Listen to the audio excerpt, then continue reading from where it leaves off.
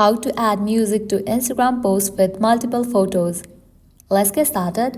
Launch your Instagram app. You will land to the home page. Now at the bottom you're gonna find different icons. Click on this plus icon given at the bottom middle. With that your gallery will open up. Now click on this icon. With that you will be able to select multiple posts.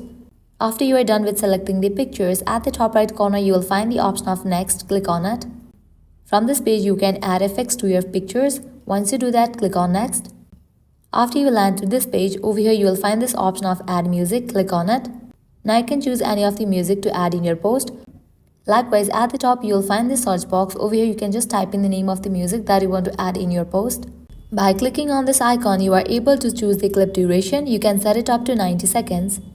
Likewise, you will see this rectangle icon over here. Scroll to the right and left and you can select the particular part of the music.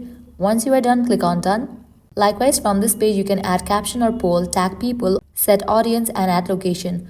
Once you are done, click on share. So it's in the process to be uploaded. So you can see that music is applied to all the posts. So this is how you can add music to Instagram posts with multiple photos. If this video was helpful, don't forget to like, share and subscribe. Thank you.